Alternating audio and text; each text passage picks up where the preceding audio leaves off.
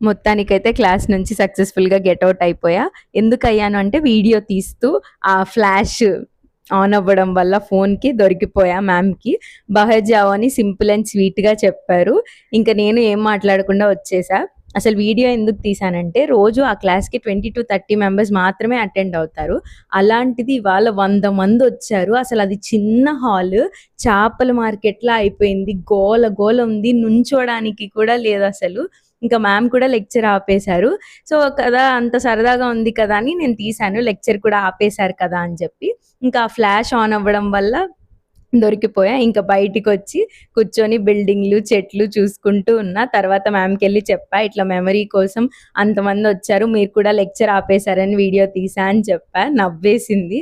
నవ్వి okay. Next time తీయకు అని చెప్పింది.